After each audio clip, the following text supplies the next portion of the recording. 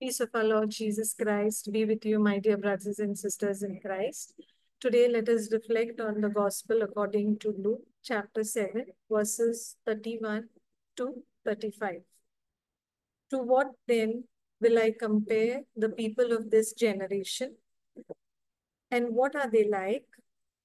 Are they like children sitting in the marketplace and calling to one another? We played the flute for you, and you did not dance. We wailed, and you did not weep. For John the Baptist has come eating no bread and drinking no wine, and you say, he has a demon. The Son of Man has come eating and drinking, and you say, look, a glutton and a drunkard, a friend of the tax collectors and sinners. Nevertheless, wisdom is vindicated by all her children. The Gospel of the Lord. Praise to you, Lord Jesus Christ. Thank you, Jesus. So, my dear brothers and sisters in Christ, when we look at today's gospel, it begins with a statement which says, "To what then I shall compare the people of this generation?" So, if you only look and begin with Luke 7:31, we may not be really able to appreciate or understand what is the backdrop of or the context to which Jesus is speaking.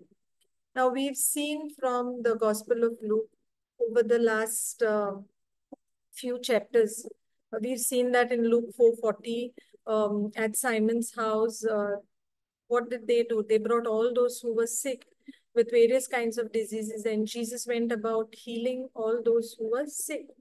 We see of the account of healing different people, the lepers, the paralytic, the centurion slave, the widow's son who was dead, who was raised back to life. And all of these, whilst all of these was happening, now we have the disciples of John who go to him and tell him in the prison what all the Lord was doing. And what he does is that he sends some two of his disciples to Jesus to ask him whether is it really he who is the one who is sent by the Lord, the Messiah, or are we to wait for someone else? Now, to that query, the Lord responds, and the Lord responds by telling them that what is it that you see? So basically, when they come with that question to the Lord, he goes about healing and casting out demons. And the Lord tells them, you go back and tell what you see. Because he wanted John, who was in the prison, to understand what was happening, the signs, for him to be convinced. And so, as he speaks to them, he speaks very highly about John the Baptist. And he says, John is someone who is the greatest that is born, the greatest prophet that is born of men. And as he speaks about John, and he's telling this about John to these disciples of John, he speaks about the people, how the people were at that point in time. What the Lord says, if we look at just two verses before Luke 7:31, the word of God says that, um, and all the people who heard this, including the tax collectors, they acknowledged the justice of God because they had believed in John the Baptist. They were baptized. But what actually happened was that the Pharisees and the teachers of the law, they who said that they were the ones who knew what the requirements of the law was, they were refusing to be baptized by John. They were not ready to receive his baptism, the baptism of repentance. And that is why, in context to that, the Lord says, when he speaks, he says, you are like children playing games on the playground. So, what kind of games is Jesus relating to? Now, as little children, Probably he's giving a context to those children who would play games wherein they're playing a wedding. So if they're singing and dancing, they're expecting all the children to sing and dance. Or they're playing the game of a funeral. So there is wailing. So they expect the children to mourn. So this is a setup wherein like the Lord is saying where the children are playing, if they're playing a wedding game, they're not rejoicing. There are some children who, if you play the game of funeral, they are not mourning. So whatever is done, whatever is being seen by them, they reject it anyways. Either good, that is also rejected. If it is looking very extreme on the positive or the negative, both ways it is rejected. So the Lord is speaking to them and he's saying, John came. John came and he lived in the wilderness. He did not drink. He did not come eating. And the people spoke of him that he probably has a demon. He's so extreme in his living. So he was blamed of being demon possessed. And on the contrary, when Jesus, the Son of God, the Son of Man, came eating and drinking, here also they had a problem. They said, look at him. He's a glutton. He's a drunkard. He's having friends who are tax collectors and sinners. So irrespective of how the message of God came to them, this set of people rejected God's message and his messengers anyway. So the ones which were um, refraining from certain things were also rejected. The ones who were the Son of God who indulged into goodness and sharing and rejoicing, he was also rejected. And the Lord says here that especially if we look at John 1:11, in the Gospel of John, it says, he came to what was his own, and his own people did not accept him. The Lord came to his own people, the chosen people, and his own people did not accept him. But the good news is, but to all who received him, who believed in his name, he gave power to become children of God. So here we see that there are those who did not accept and who will not or who will continue to reject. But for those who believe in his name, in the name of Jesus, the name above all names, in front of which every knee shall bend, whoever believes in him, he gave power to become children of God. So when we believe in the name of Jesus, when we accept him as the Lord of our life, we are given the power to become children of God. And as children of God, when we become the children of God through Christ Jesus, what does the word of God tells us? The word of God tells us further in Luke 7:35.